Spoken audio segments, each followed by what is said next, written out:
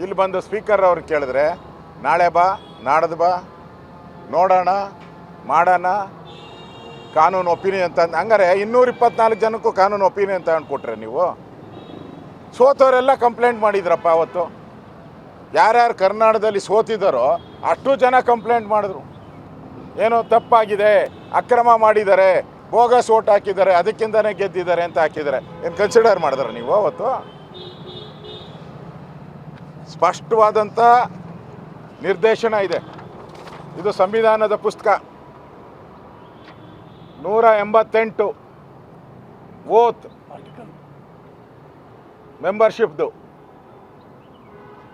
ಓತ್ದು ಮೆಂಬರ್ಶಿಪ್ದು article 188 the constitution of India ಅದರಲ್ಲಿ ಕ್ಲಿಯರಾಗಿ ಹೇಳಿದೆ ಗವರ್ನರ್ ಅವರು ಓತ್ ಕೊಡೋ ಜವಾಬ್ದಾರಿ ಗವರ್ನರ್ದು ಇದರಲ್ಲಿ ಕೊಡ್ತೀನಿ ಕಾಪಿ ಓತ್ ಕೊಡೋ ಜವಾಬ್ದಾರಿ ಗವರ್ನರ್ ಅವ್ರದ್ದು ಅದನ್ನು ಗವರ್ನರ್ ಅವರು ಬೇಕಾದರೆ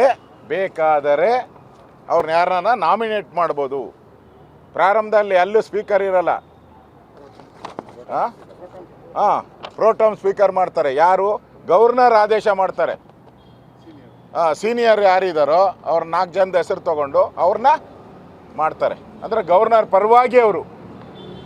ಇದರಲ್ಲೂ ಇರೋದು ಆರ್ಟಿಕಲ್ 188 ಕ್ಲಿಯರ್ ಆಗಿದೆ ಗವರ್ನರ್ ಅಥವಾ ಗವರ್ನರ್ ಹೇಳಿದಂಥವರು ಸ್ಪಷ್ಟ ಆಗಿದೆ ಅದಕ್ಕೆ ನಾವು ರಿಕ್ವೆಸ್ಟ್ ಮಾಡಿದ್ದೀರಿ ಗವರ್ನರ್ ಅವ್ರಿಗೆ ನೀವೇ ಓತ್ ಕೊಡಿ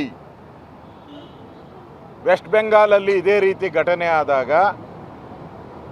ಅಲ್ಲಿ ಇಬ್ಬರು BJP MLAಗಳಿಗೆ ಈಗ ಯಾರು ತೊಲಗೋಗಿದಾರಲ್ಲ ಮಮತಾ ಬ್ಯಾನರ್ಜಿ ತೊಲಗೋದ್ರಲ್ಲ ಕೊಡಲ್ಲ ಅಂದಾಗ ಅಲ್ಲೂ ಕೂಡ ಗವರ್ನರ್ ಅವರು ನಾನೇ ಓದ್ ಕೊಡ್ತೀನಿ ಅಂತ ಹೇಳಿದ್ದಾರೆ ಇಲ್ಲೂ ಅಷ್ಟೇ ನಾವು ಗವರ್ನರ್ಗೆ ರಿಕ್ವೆಸ್ಟ್ ಮಾಡಿದ್ದೀನಿ ನೀವೇ ಓದ್ ಕೊಡಿ ಅನ್ನೋ ರಿಕ್ವೆಸ್ಟ್ ಮಾಡಿದ್ದೀನಿ ಅವರು ಸ್ಪೀಕರ್ ಜೊತೆ ಈಗ ಮಾತಾಡಿದ್ದಾರೆ ಮತ್ತು ನಾವು ಸ್ಪೀಕರ್ ಕೊಟ್ಟು ಗವರ್ನರ್ಗೂ ರಿಕ್ವಿಜೇಷನ್ ಲೆಟರನ್ನು ಕೊಟ್ಟಿದ್ದೀರಿ ಇವರೇನಾನ ಮಾಡಿಲ್ಲ ಅಂದರೆ ನಾವು ಸ್ಪೀಕರ್ ಆಫೀಸನ್ನು ಬಿಡಲ್ಲ ಸಂವಿಧಾನದ ವಿರುದ್ಧವಾಗಿ ಹೋಗ್ತಾ ಇರೋವಂಥ ಸ್ಪೀಕರ್ ವಿರುದ್ಧನೂ ನಾವು ಚಳುವಳಿಯನ್ನು ಮಾಡ್ತೀರಿ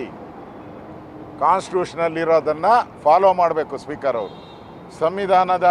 ಅಡಿಯಲ್ಲಿ ಏನಿದೆ ಅದನ್ನು ಫಾಲೋ ಮಾಡಬೇಕು ಇಲ್ಲ ಅಂದರೆ ಸ್ಪೀಕರ್ ವಿರುದ್ಧನೂ ಕೂಡ ನಾವು ಹೋರಾಟವನ್ನು ಮಾಡಬೇಕಾಗ್ತದೆ ಆ ಮಾತನ್ನು ಕೂಡ ನಾವು ಗವರ್ನರ್ ಅವರಿಗೆ ತಿಳಿಸಿದ್ವಿ